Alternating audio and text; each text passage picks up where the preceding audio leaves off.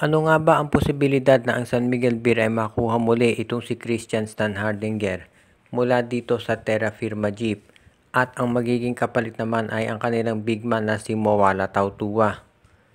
Ang kontrata ni Stan Hardinger ay mag-expire na sa December 31 at ang balita naman mukhang hindi ito interesado na mag-renew dito sa Terra Firma.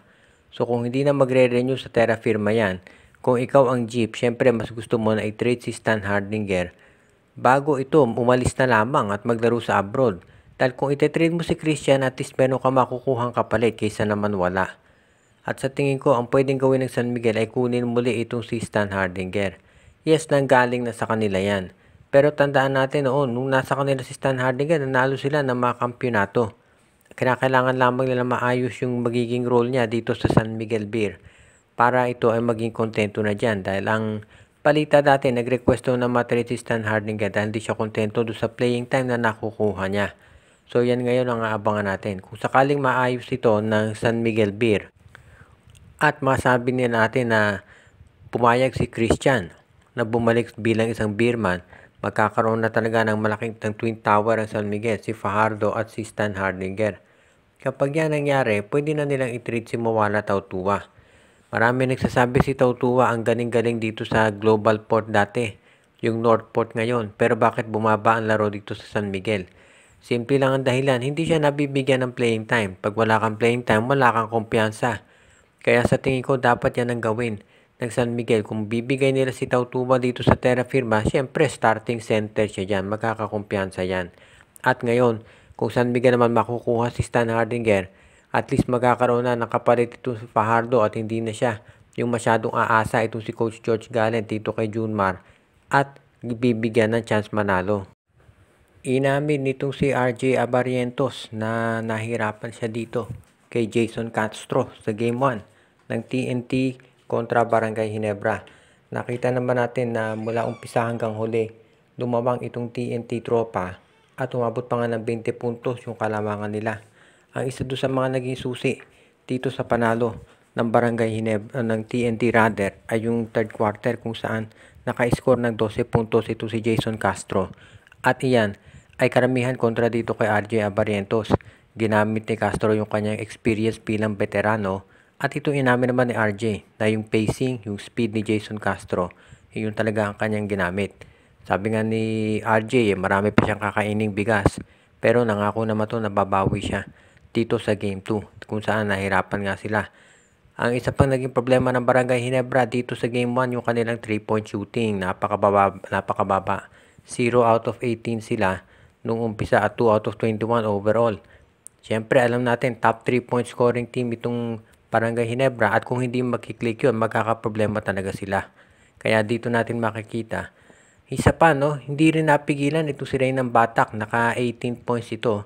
At marami nga umaasa na mahihirapan to dito sa matchup kay Maverick Hanmisi. Pero nung bandang huli nanaig pa rin itong si Batak at yung TNT tropa. Pero alam naman natin na si Team Cone, iyan ang tinatawag na master ng mga adjustments. So babaguhin nila yan. Kung natatandaan ninyo doon sa laban ng San Miguel at ng Ginebra, nag-take advantage si Terence Romeo dito kay RJ Abarientos pero ginawa ng adjustment yan ni Coach Team Cone. Kaya asahan natin na ganyan din ang gagawin ni Coach Cone ngayon.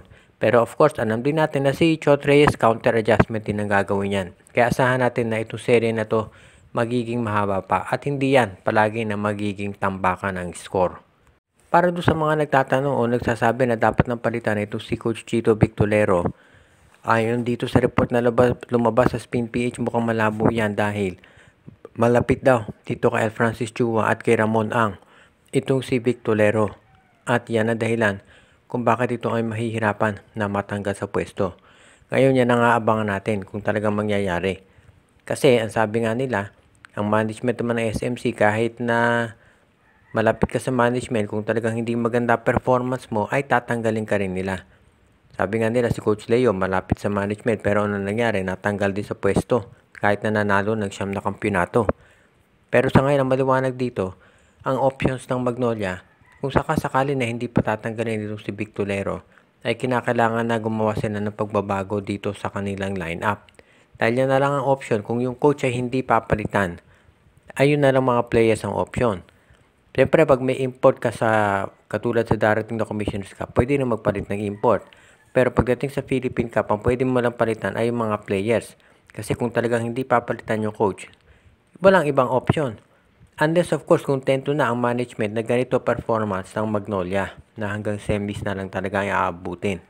Hindi natin sinasabi na si Coach Chito Victolero lamang ang dapat sisihin dito sa hindi magandang performance ng Magnolia.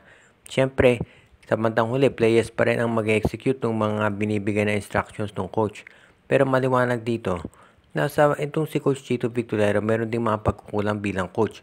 Pero kung hindi siya talaga tatanggalin, no choice ang fans ng Magnolia kung hindi umasa na lamang na magkakaroon ng trade.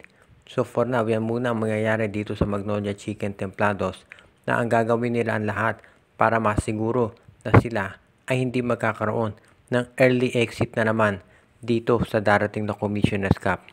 At ang balita naman natin ngayon tungkol dito sa Converge Fiber Xers, parang nakikinita na ng Converge na hindi sa kanila mapupunta itong si Troy Rosario. Ayon dito sa reports na lumalabas, mas malaki daw ang ino-offer nitong SMC kaysa dito sa Converge Fiber Xers. At yan ang dahilan kung bakit mas malamang daw na itong si Troy Rosario ay maglaro para dito sa SMC, either sa Ginebra or sa San Miguel. Sa ngayon naman, ang Converge Fiber Xers, kung sakaling hindi nila makuha itong si Troy Rosario, marami naman silang pwedeng tignan dyan ng mga big man na pwedeng makuha in return. Of course, alam natin actually, marami ng big men ang darating dito sa Converge. Unang-una si Justin Baltasar na maglalaro na sa Commissioner's Cup. Plus itong si Ben Phillips maglalaro na rin para sa kanila. Meron pa silang Pau Havillona na darating next season. At meron pa silang mga draft picks na pwedeng kunin na hindi pa nila actually nabibigyan ng contract. Pero anytime pwede nilang papirmahin yon. And of course, meron pang mga trades na pwedeng gawin itong Converge Fiber Xers. Kaya sa tingin ko, hindi magiging problema dito yung paghanap ng Converge ng big man. Pero sa totoo lang, gusto siyempre ng Converge na makuha itong si Troy Rosario dahil yan ay isang 6'7" player na may 3-point shot na merong experience, veteran experience. Nakita natin kung gaano kaganda ang naitulong ni Alex Cabagnot dito sa Converge Fiber Xers. At no doubt yan ang gustong gawin at makita rin ng Converge dito kay Troy Rosario. Kaya talagang pinipilit nilang kunin. Hindi pa natin alam kung magkakaroon ulit ng meeting ang Converge at itong si Troy. Pero sa ngayon mukhang mas mataas daw talaga offer ng SMC. Pero ang Converge naman handa sa kahit anong posibilidad kung makuha man nila si Troy Rosario o hindi. Shout out kay Joseph Pineda, Jonel Alagon at Celino Valles family, RG Bueno at Dalina family, Anthony Alon family, Alicia Garcia, Malyaring Mascarinas, si Enju, pinabati din natin, si Alfonso, Dindin at Terdy Balaba, si Junjun, Angie, Patpat at P-Boy Matas, si Andrea Alexis at Mitch Bagares, si Lolito Kakayon, Michael D, Katsakino Dukusin, Joshua Giray, Espejo at Rosales family, Ireneo Salangsang, Michael D, Edwin Carmona Jr., pati na rin ang iba pa nating mga taga-subaybay.